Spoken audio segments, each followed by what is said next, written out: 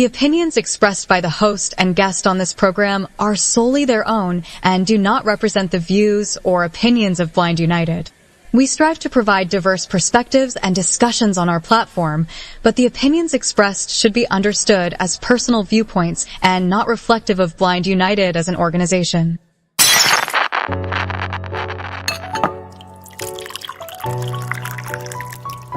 It's time. It's time for coffee time. Coffee time. Coffee time. Coffee time. Coffee time. Coffee time. Coffee time. And here is your coffee time crew. Well, good Wednesday morning, everyone, and welcome back to Coffee Time with Blind United. Of course, I'm one of your co-hosts, Ed, and I got Miss Carol with me. Good morning, Carol. Good morning. Good morning, everyone. And then I got my third counterpart, Mr. Pedro. Good morning, everyone. All right. Well, today on the interest groups, we got a technology doubleheader. So starting at, I believe it's 5 o'clock. Is it 5 or 6? But we got the AI for beginners. And then I think 6 o'clock right after that is Pedro's advanced technology. So again, starting at 5, come get information on using AI, ask questions about it. We're here to help you try to use this to the best of your ability. So got any questions, concerns, just don't understand how to do something, come get at us. And then, like I said, just hang in on that one and get with Pedro. And I'm quite sure he'll have some interesting stuff for you on his group immediately after. So, again, that starts at 5 tonight. So, again, come hang out with us. Other than that, everybody had a good evening. Everybody's great this morning. Everybody's good. I'm dragging a little bit this morning, a little sleepy. It's rainy, cloudy, just icky today. So hopefully it'll improve for me. But I'm kind of just slow motioning it. Well, this is that layup weather like that. Right. You want to just crawl back in the bed and cuddle up with something nice and warm and relax all day long. Mm-hmm. But all right, well, other than that, well, let's go ahead and jump into these articles. I guess this first one, it shows the importance of getting a good night's sleep, what they're referring to as deep sleep, for your own mental health. So check this out, and we'll talk about it on the other side. Today on Coffee Time, we're exploring fascinating new research that highlights the importance of deep sleep in maintaining brain health and its potential impact on Alzheimer's disease. As scientists continue to uncover connections between sleep patterns and cognitive decline, it's becoming clear that deep sleep plays a critical role in promoting brain health. Deep sleep consists of 2 primary stages: slow-wave sleep, SWS, and rapid eye movement, REM sleep. These stages are essential for memory consolidation and the clearance of neurotoxic waste products from the brain, making them particularly relevant when examining Alzheimer's disease risk. Slow-wave sleep, SWS, and Alzheimer's disease. Studies have shown that reduced SWS is associated with elevated levels of tau protein, a hallmark of Alzheimer's disease. Researchers at Washington University School of Medicine discovered that older adults experiencing less SWS had higher concentrations of tau protein. This suggests a possible link between diminished deep sleep and early indicators of Alzheimer's disease. REM sleep and cognitive decline. Delayed onset of REM sleep has also been connected to Alzheimer's pathology. A study conducted by the University of California, San Francisco, observed that individuals who took longer to reach REM sleep exhibited increased levels of amyloid and tau proteins. Additionally, they had reduced brain-derived neurotrophic factor, BDNF, which is crucial for neuron survival and overall cognitive health. Brain's waste clearance during sleep. During deep sleep, the brain's glymphatic system becomes most active, facilitating the removal of waste products like amyloid beta. This process is essential for maintaining brain health. However, disruptions in deep sleep may impair this natural cleansing process, potentially contributing to Alzheimer's progression. Implications for sleep and Alzheimer's risk. The findings from these studies suggest that insufficient deep sleep could accelerate brain changes associated with Alzheimer's disease. Ensuring adequate deep sleep could be a key preventive strategy against cognitive decline, and addressing sleep disorders may play a significant role in protecting brain health. Recommendations for enhancing sleep quality. Maintain a consistent sleep schedule. Going to bed and waking up at the same time daily helps regulate the body's internal clock, improving sleep quality over time. Create a restful environment. Ensure the bedroom is dark, quiet, and cool to promote uninterrupted, restorative sleep. Limit stimulants before bedtime. Avoid caffeine and electronic devices in the evening to facilitate a smoother transition into deep sleep. By emphasizing healthy sleep habits and improving overall sleep quality, individuals may reduce their risk of Alzheimer's disease and support their cognitive health well into the future. What do you think about these findings? Let us know in the comments. Now back to the Coffee Time crew for their comments. Well, I mean, this is surprising and alarming.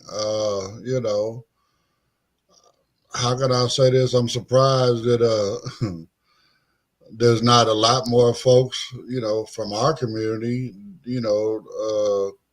taking into consideration that a lot of us deal with this 924 thing, and we're dealing with a lot of interrupted sleep, and stuff like that. So, I mean, I could only hope that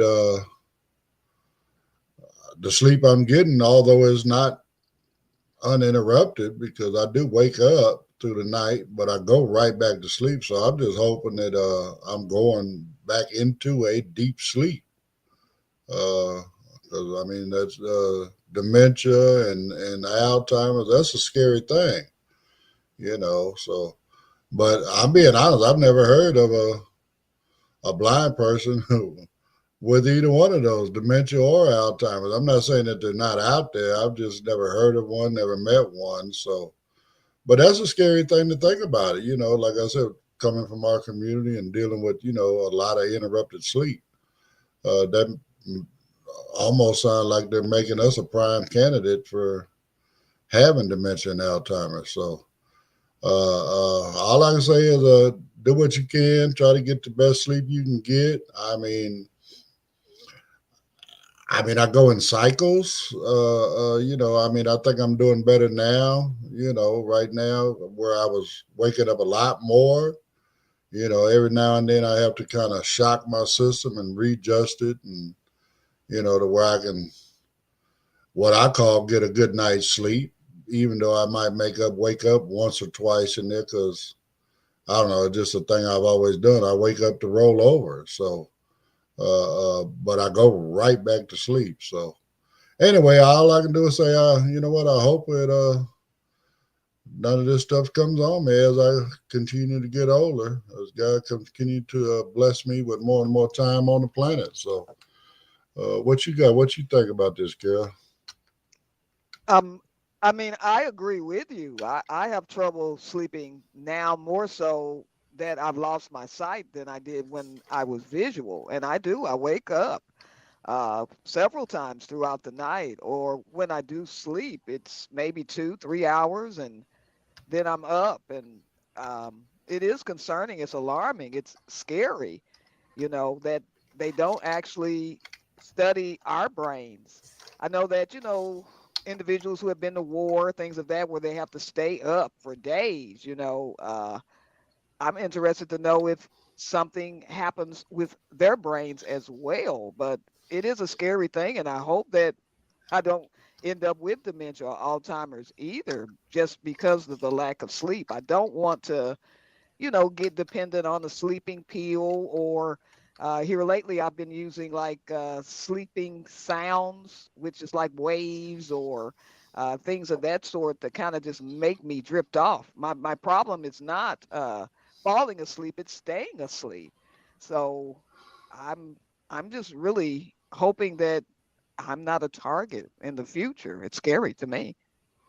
Well, I mean, one thing I've done, Kel, to help get me back on track and make sure I stay asleep, like on the weekends, Friday night, Saturday night. I'm being honest. I take a low dose sleep aid, Right, and that just kind of helps put me back on that cycle to where I can sleep longer throughout the night. right, So I mean, I don't know. I ain't a doctor. I'm not trying to tell nobody what to do. I'm just talking about what works for me. It's almost like taking Benadryl, the sleep aid I take. So it's not really something strong and harmful to you, right, addicting, all that kind of right. stuff. So anyway, what you think about this, Pedro? Um, yeah, it's alarming. The correlations and the connection to those two things. Not getting a good night's sleep. Um, you know, in other countries, they take a nap, right? Even on the job, they have an hour where they take a nap just to get more energy in the afternoon. So even when they go home to get a rest, they're able to still go to sleep and stuff like that. But we have a lot of technology now that we can utilize. I know people, our listeners, some of you guys have Apple Watches. You are able to set your Apple Watch if you go to sleep at a certain time schedule. Um, it will start looking at your heart, your sleeping patterns and stuff like that. And then they have applications that will look at your data and make suggestions and give you other details of your sleeping habits. Besides just the Apple Watch, they also have a ring that you wear. I think it keeps charged for like 7 days, almost like a Fitbit.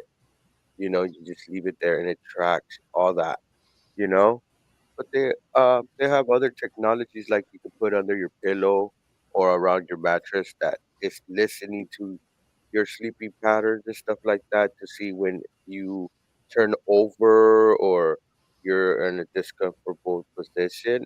You get data from all that, So there is ways to try to gather data and customize and adjust your sleeping habits with more precision and more data backing now and now that we have access to devices like these um you know instead of always needing to go to a doctor having a nice session there you can do it yourself every night and adjust your data and see what works for you. Sometimes it might be not eating a few hours before going to sleep, or maybe something that you're having before you go to sleep.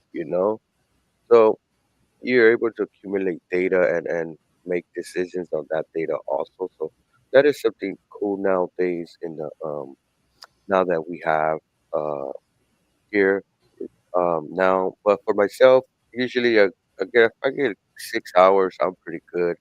8 hours, I'm pretty great. Sometimes after 8 hours, I wake up and I feel tired, and I'm like, oh man, I should have Mm. worked.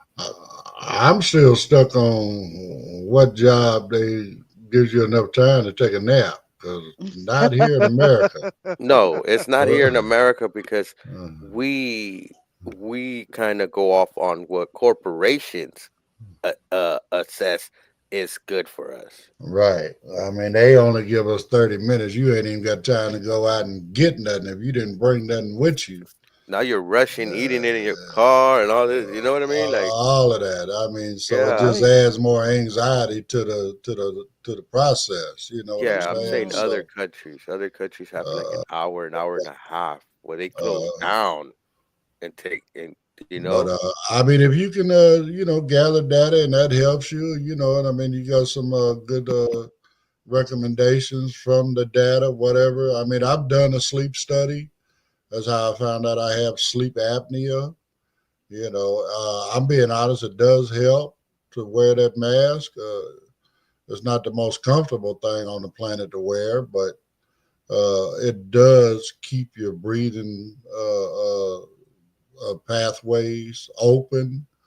Because with sleep apnea, that's basically what's happening. You almost kind of quit breathing here and there, so with that constant flow of air, and it recognizes your breathing pattern.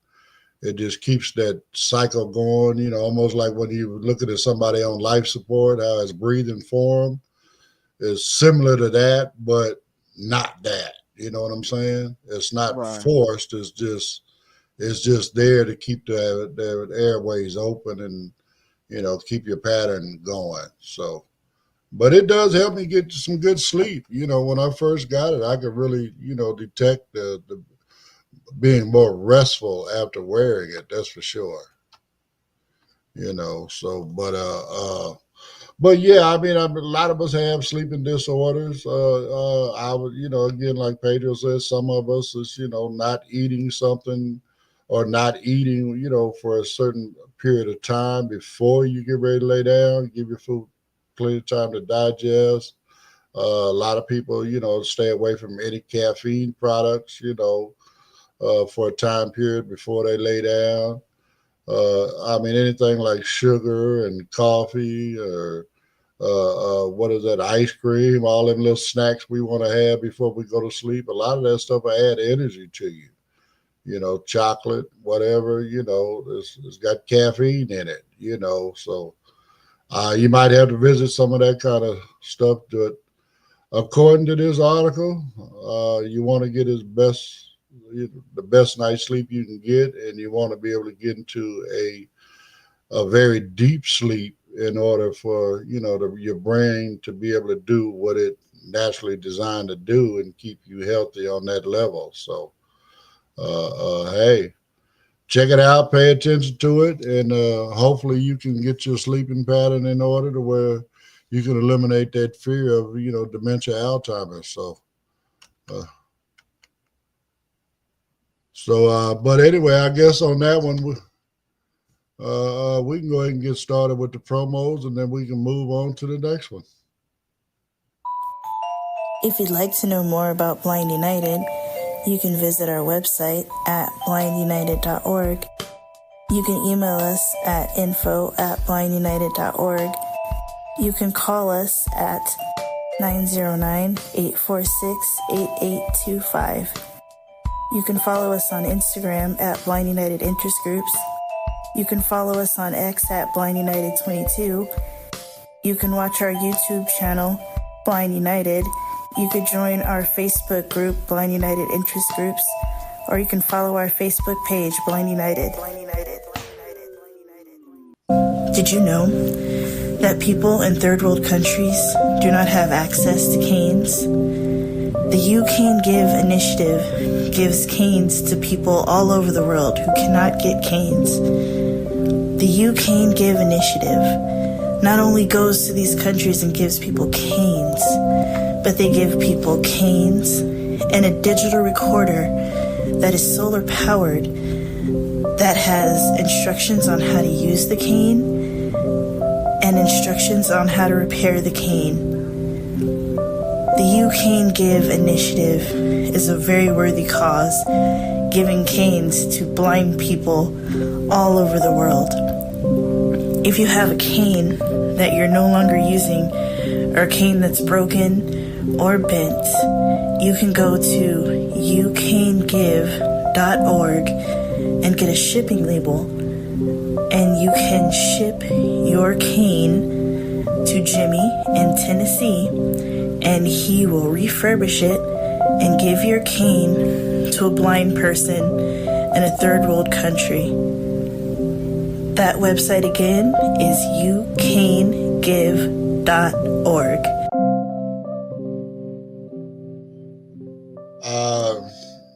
Just a little something that Blind United will be doing throughout 25, and very, very possibly throughout, our existence is whenever we have an event, Blind United event, whatever, we will be collecting canes for You Can Give and Jimmy. And also we will be offering like a little raffle kind of thing, for a door prize, something for donating canes. So that's our new goal throughout the year. So every cane you bring in, you'll get one raffle ticket for each cane. And then at the end of the day, we'll do a drawing, and whoever's name pops up, hey, they get something. It might be a gift card. It might be a cane accessory from Custom Cane. So either way, it's nice to get something, but the whole purpose of this is to, to give back to people that would not normally be able to get a cane. I would say this all the time. I don't know what I would do without my cane. So I can't imagine living in a place where I don't have one. I couldn't get one, So anyway, if you want to help out, that's one way you can help out through Blind United, and we'll make sure that those canes get collected, and either we'll send them off to Jimmy, or Jimmy will send us some supplies, and we'll refurbish them for him before we send them to him. Either way, so he's going to get some canes, and those canes are going to go to folks. Like right now, he is in Ethiopia, so he's over there passing out some canes right now as we speak. So, but I keep this brother supplied with some canes that he can pass out to people that really need them. So, our next article, right quick, let me look again. Nobody loved us this morning. We ain't got no comments. Aww. So, anyway, we're going to jump into this next article. With all of these mass deportations and all this stuff, and, Doge, and, trying to cut the budget and save money, and, add to, help the economy and all of that.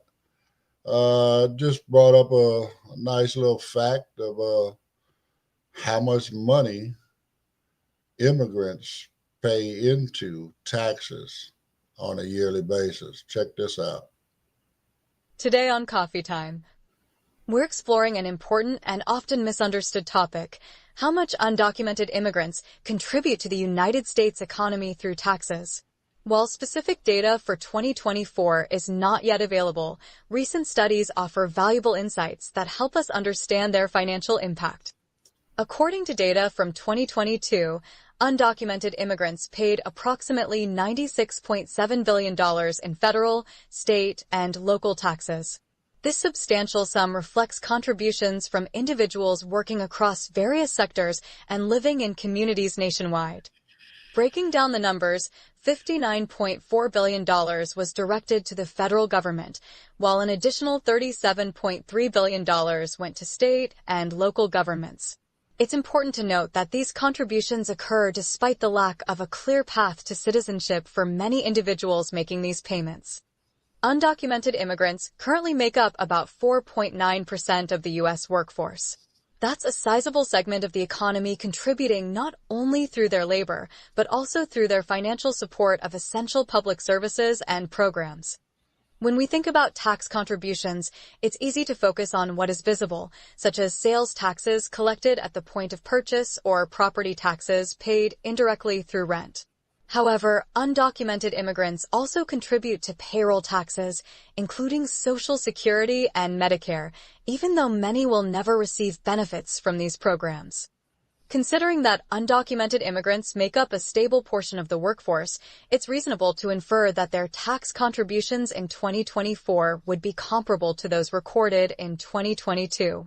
Of course, the precise figures will depend on various factors, including changes in employment rates, income levels, and tax policies affecting this group. What makes these contributions particularly noteworthy is the fact that they directly support public services and infrastructure, such as education, healthcare, public safety, and road maintenance. that benefit all Americans. The taxes paid by undocumented immigrants help fund schools, hospitals, police departments, and countless other services that keep communities functioning and thriving. Beyond the financial aspect, the broader conversation involves recognizing the role undocumented immigrants play within the U.S. economy. By contributing to the tax base, they are helping sustain programs and services that everyone relies on, regardless of citizenship status. This topic raises deeper questions about fairness, representation, and how we acknowledge contributions from all members of society. If so many are contributing without the same access to benefits and protections, what does that say about the values embedded in our tax and immigration systems? Are you surprised by the amount undocumented immigrants contribute in taxes? What are your thoughts on the intersection of taxation, immigration policy, and fairness? Let's dive into the conversation. Now, back to the Coffee Time crew for their thoughts. So we're talking about right at $100 billion a year. I mean, so they're cutting billions out of programs, right, that support, infrastructure, social safety nets and all this stuff. And then you're going to cut out a big sector of society that actually contributes to those programs, not take away, but contribute to those programs. That don't make a lot of sense to me. In some cases, I would say that, these folks are contributing a lot more than, the top 1% or whatever, right? Because when it comes to Social Security and stuff like that, they cap out, at a couple $100,000 a year, if that much, where, you got 4% of the workforce that are contributing to that, and they'll never be able to use it. Who's that benefiting? It's not benefiting them. It's benefiting Americans. It's benefiting the U.S. taxpayer. Is benefiting, those that depend on these social safety net programs, and stuff like that. So, again, how are you going to cut the budget, X amount of billions of dollars, but then you're going to cut out $100 billion of funding to those same programs? That's not coming from the government budget. That's the crazy part. Here's money that adds to the budget, and not only are you cutting the programs, but you're cutting out that source of income for your budget. It just don't make any sense. So that's where I'm at with it. Where you at, Carol? The same thing. It makes no sense. That's a lot of money, billions. Just think about that. And these individuals won't even be able to receive any of it, like you were stating. It's dumb. Doing remarkable mess brilliantly. I don't get it. I really don't.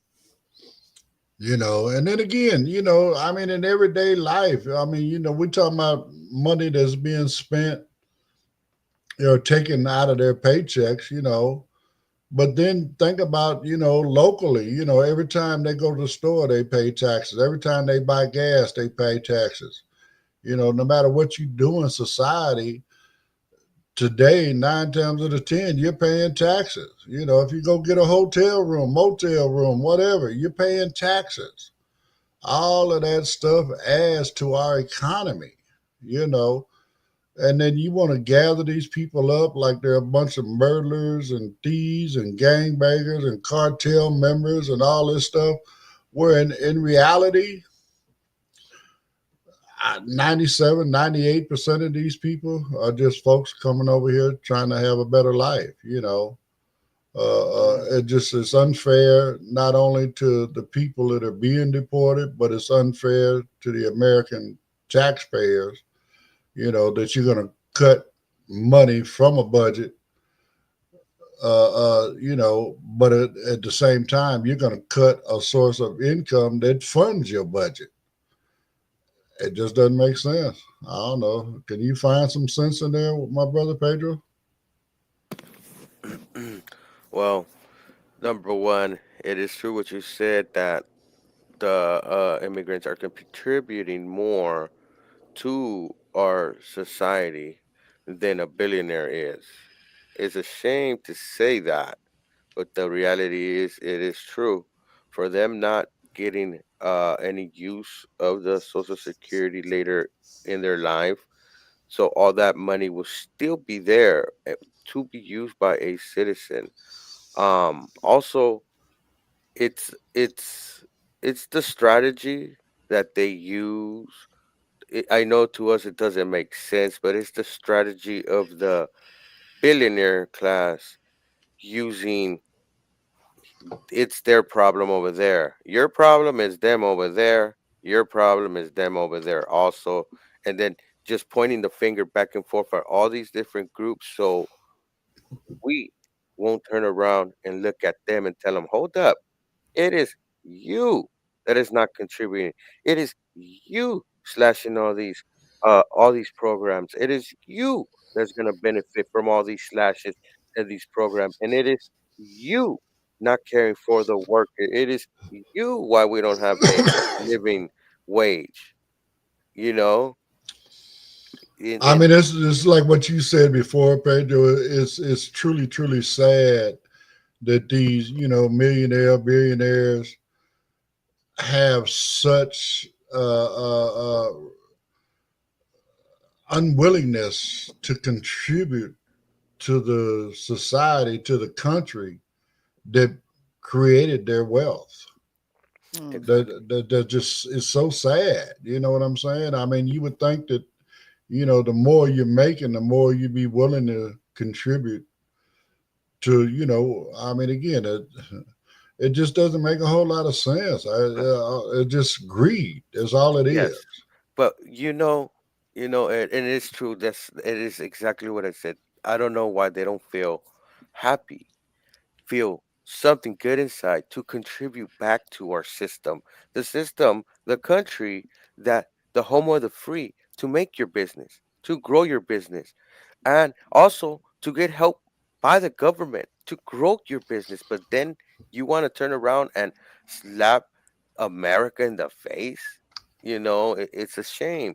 And you know, but I understand it now. Look, and what people are starting to see is that it is two things that they're starting to see. One is that the business class, the billionaire class, are looking out for themselves on how they can leverage their wealth and multiply their wealth.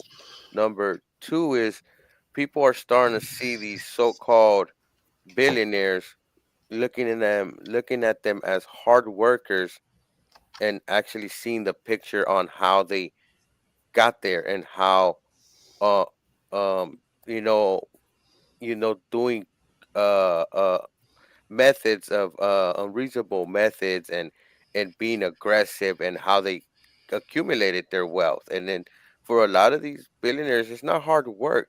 It's just we coincide.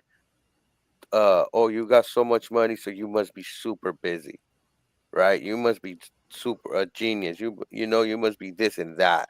But we're starting to see that that is not true. You know, It's more about manipulation, really. yeah, it's more about manipulation. How can I get more of the pie than I Uh, already have instead of being grateful? right. How can I manipulate the system to give them less and give me more? And You it's a know, shame. It's a shame. It's like that one study I told you that says 3/3, I mean 3/4 of wealthy people are not satisfied with their wealth. That's a right. lot. You want more? Yeah. So right quick, God first popped in. She said hello, and she said it's truly, truly sad as well the way they do these folks, and as well as the whole conversation here. I mean, it's I don't know. I mean, before Reagan, I think that The tax on the rich folks got as high as 60, 70%. You know, Hmm. now it's down to below 20. Yeah, yeah. And Ed, Sad. remember, you know, they should be glad that there's not a cap. In my opinion, there needs to be a cap. And and the great example of that is Elon Musk. There needs to be a cap because and then you believe you are bigger than the system and able to manipulate it in your way. And we have to remember this person is a immigrant. He broke the law to get into this country according to his brother. Right. Well, again, number one, we need to remove the cap from the Social Security tax. That's for sure. That would solve all of Social Security's problems. Mhm. But at the same time, I mean, let's just say, let's go here. The average person and their taxes is paying, somewhere between 25 and 30%, right? So, I mean, that's a starting point. But as you cross that $1 million threshold, then your taxes go up. Whether it's 2%, 5%, 10%. I'm not going to try to dictate that, right? But as you go up in your salary and your yearly earnings, from 5 million, to maybe I mean 1 million to maybe 5 million or 10 million. But you create levels where as they go up, that tax goes up a percentage. I'm not trying to say get back to 70, 80%, but at least make it to where they're contributing more than the Mhm. average working person Yeah, because yeah. they're making more and many, many times 50 to 100 times more than the average working person. So therefore, if you're making more, you should contribute more. I'm sorry. It's just Yeah. That's that right. simple, That's Yeah. right. You Yeah. should. you And I- know. and what you think of income tax? I mean a cap on the income after for what I'm saying is $50 billion. After that, every dollar is taxed. You know, at a 99% rate because. Well, I mean, again, because we're a capitalistic society, they're never going to go for that one. You know what I'm saying? All that's going to do is make them move their personal holdings or whatever out of the country because they don't want to deal with the American tax laws, right? Yeah, I mean, especially if we were talking about their personal finance.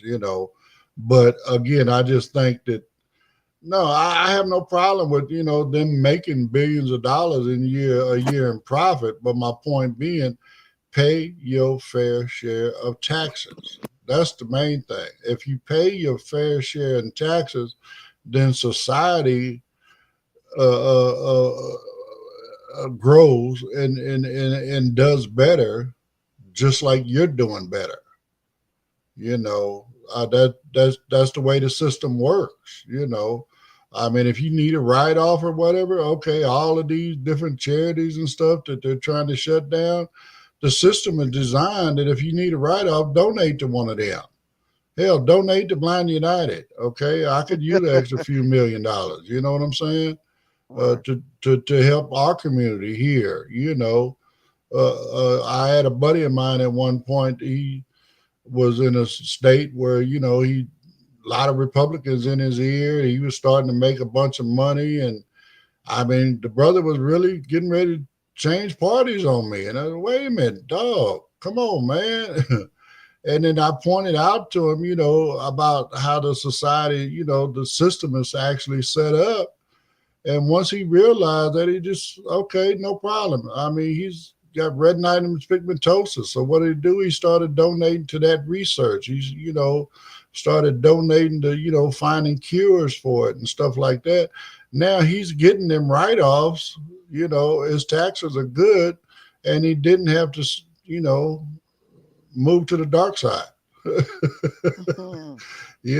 I mean, again, the system is set up to be fair. You just got to learn how to play it the right way rather than manipulate it for your own benefit. You know what I'm saying? It really is. And again, there's no reason that Elon Musk, Jeff Bezos, Mark Zuckerberg, any of them folks that, is now surrounding Trump, there's no reason in the world that they should be paying a smaller percentage in taxes than a school teacher or a policeman or a firefighter, a paramedic. Man, they shouldn't be paying less taxes than somebody working at McDonald's. It's just that simple. I mean, you make more, you pay more. It's just that simple. Think about it. When we go out and we spend money, the more money we make, the more money we spend. I might be buying a Kia when I was working on the line at the factory, but now that I moved up to management, I'm buying a Mercedes. That's just, that's just natural progression within life and, in our lifestyle. How can we ever improve our lifestyle if we don't never reach those levels? They want to take that away from us, but they want to flaunt what they got. Just like a couple of weeks back, or a week or so back, they had a $500,000, $500,000 burqa bag party at Mar-a-Lago. All the women up in there got burqa bags that cost at least $500,000. That's crazy. Now, if that ain't flaunting your money, what is? I ain't mad at them that they got the money and they can afford it. But when you're throwing parties like that, then you're just flaunting your wealth in the poor man's face. Right. You know what I'm saying? So on that note, let's move into these last promos so we can get into our last article. Did you know Blind United offers free training in assistive technology? We call them interest groups. We offer training in JAWS, NVDA, iPhone, iPad, as well as Meta Ray-Bans. We also have groups like support group, cooking groups, and crafting groups. There are also groups for entertainment like movie night and RS game night. For more information about all the interest groups that we offer, just email us at info@blindunited.org or visit our Facebook group, Blind United Interest Group. We would love to have you be part of the Blind United crew.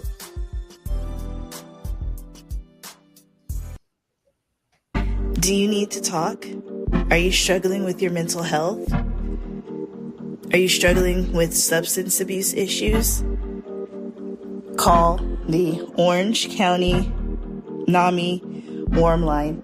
That number is 877-910-9276.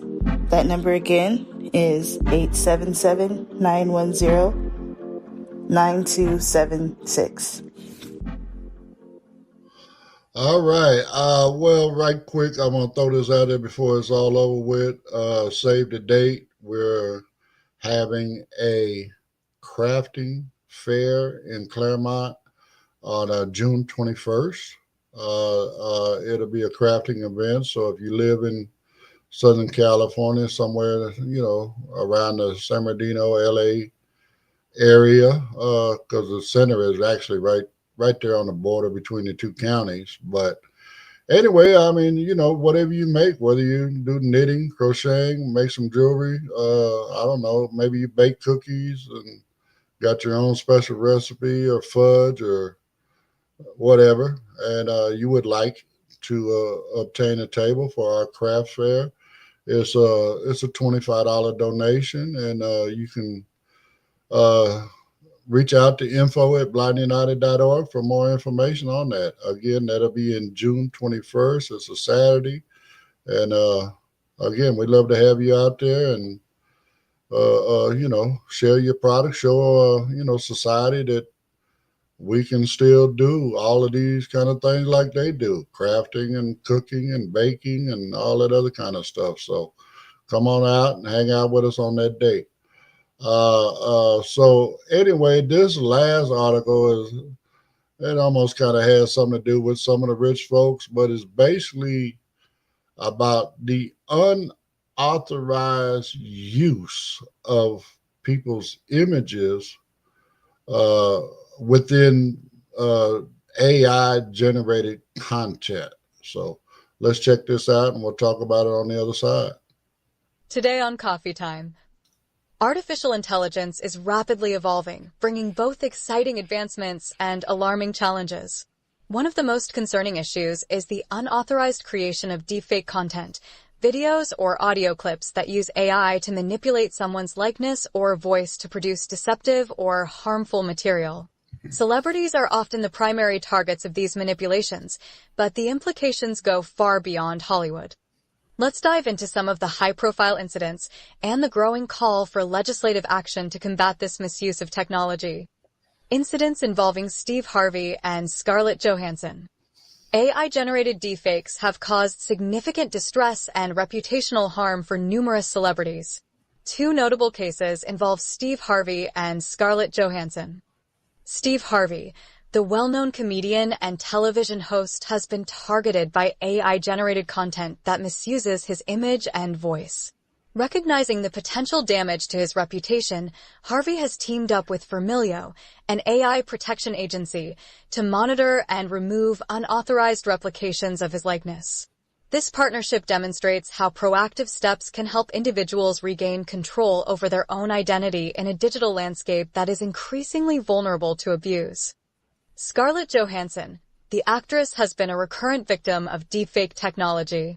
In one particularly troubling instance, an AI-generated video falsely portrayed Johansson and other Jewish celebrities as opposing Kanye West.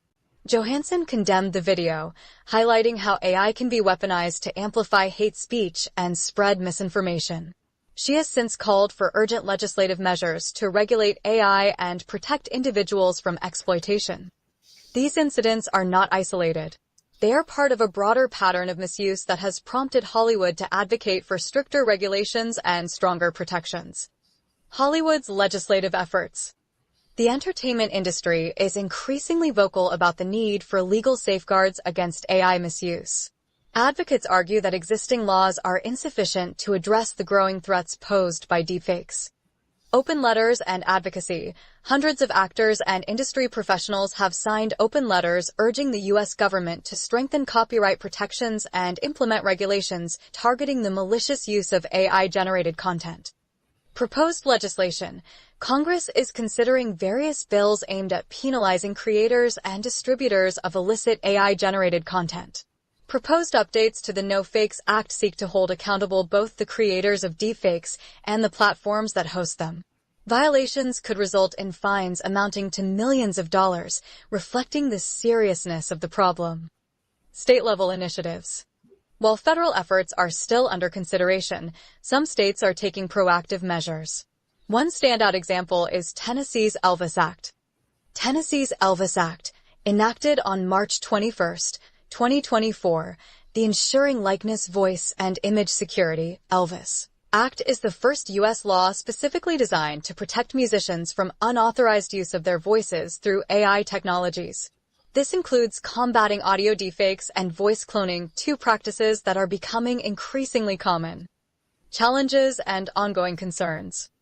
Despite the progress being made at both federal and state levels, several challenges remain. Legal and technological hurdles. The rapid advancement of AI makes it difficult to establish comprehensive legal frameworks. Even when regulations are put in place, the technology often evolves faster than lawmakers can keep up. Additionally, the absence of federal mandates requiring the removal of non-consensual explicit deepfakes leaves significant gaps in protection. Platform accountability. Social media platforms have faced criticism for failing to adequately address the spread of deepfake content. Companies like Meta, for instance, have been scrutinized for not effectively monitoring or removing deepfake images and videos of celebrities on Facebook. Conclusion. The unauthorized use of AI to create deepfake content poses significant risks to individuals' reputations, privacy, and safety. High-profile cases involving Steve Harvey and Scarlett Johansson have highlighted the urgent need for legislative action. While both federal and state initiatives are underway, the rapid evolution of AI technology requires continued vigilance and adaptation of legal frameworks to protect individuals from exploitation. But what about the rest of us?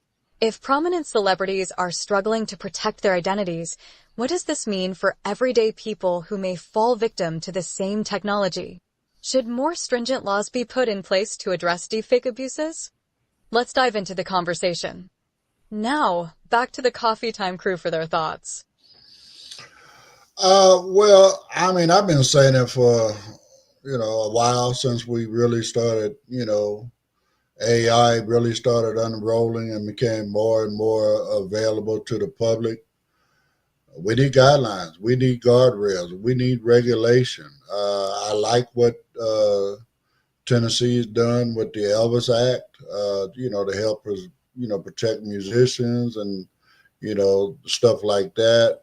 We're going to be probably getting into a thing where, people's images are now what we want to call it trademarked or whatever, you know what I'm saying? Stuff like that.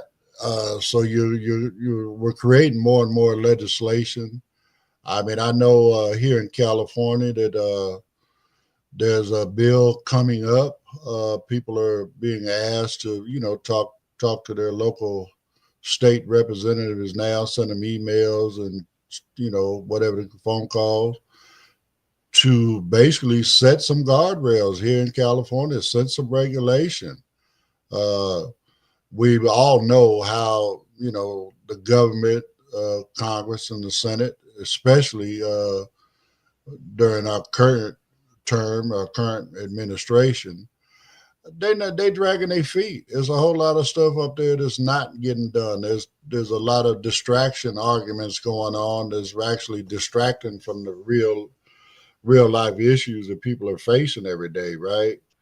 And I mean, just imagine being somebody that doesn't have Steve Harvey money or whatever, and stuff coming out, that I don't know, somebody just trying to defame you and kill your reputation or whatever, create something where, somebody created an image of me doing something, that would harm, Blind United or whatever, right? I don't have any recourse. I don't have the money to fight that kind of stuff, So, that's another issue. But I really say, again, we need some guardrails on this AI, folks. We need to control this. Maybe there needs to be a process to where, before somebody is allowed to do something, it has to go through a vetting process to, okay, is this going to, impose on anybody's rights? Is this going to impose on anybody's, trademarks of their imagery, of their, because again, it's AI generated, man. You can take that stuff and take the image and the voice, and you can basically create something that have us pretty much doing whatever you want us doing, So again, we need that regulation. We need those guidelines. We need those guardrails. So what you think, Carol? I agree also with you. There does need to be some form of guidelines, regulations, and stipulations based on retribution. Like if you're caught doing this, it's got to be some form of consequence to that. I remember, I think it was AI generated with the rapper Drake, where they had a song out and it wasn't him, and he was trying to fight that. I don't know what the outcome was, but it's not saying that it can always happen with, celebrities. It can happen, like you said, with yourself, with any one of us. And we need to have some way to protect ourselves from things like that. Exes that may put some information out about us, or these children in school and bullying, and something that may cause a child to commit suicide or something. So it's got to be something out there to protect us, and consequences based on the things that we do. So Right. hopefully we can have that in the future. And there's been stories about kids in elementary, middle school, all the way into high school that have used some of this AI generated stuff as, a form of bullying or whatever, trying to damage the reputation of the star cheerleader, whatever, right? Mm-hmm. And again, what recourse do these folks have? I mean, they don't. I mean, they're not as like it's being put out for mainstream people to look at. I mean, although you can, it's more, focused on trying to destroy or ruin the reputation of an individual you just don't like, or a form of bullying or whatever. Again, that's why we need these guidelines and regulations, these guardrails. So Mm-hmm. uh, I know you got plenty to say on this one, my brother. Mm. Yeah, no, well, yeah, there were issues, different issues with even with this current administration when they were using what's that famous singer that the young ladies like Taylor Swift. Taylor Swift, Yeah, there was a big issue with them using her voice it was her supporting verse and her likeness, wasn't it? mm-hmm. Her voice and her likeness, that's included under the same umbrella. Even with Drake, they made a song that was making a lot of numbers, and the record label acted against that, because that's their revenue. Um, and then our copyright law does state that you cannot use someone else's likeness, like their voice tone, their voice, their image, and other like that, But with the internet, even that's what I don't get about the NFT when they sell NFTs and tell you this is a card that you can't just purchase and it's worth this much, but you could take a screenshot, crop it out, and have the same image. So I don't know. It's like a new horizon here. It's good that they're putting some guidelines and provisions on that and updating the copyright law. Because as an artist, as a producer, someone that produces projects and things like that, you must be aware um of the copyright law and other things like that, and even comes down to your splits and stuff like that when it comes to different projects and stuff like that. Well, I mean, again, it just shows more and more the importance of making sure we got these guardrails set up. I mean, again, because people can take a good thing and use it for evil. You know what I'm saying? People can Yes. take a good thing and use it, and as a way to con and hustle and and scam people, right? So again, we need these guidelines, we need these regulations, we need to keep these folks under control as far as what they do with this technology, right?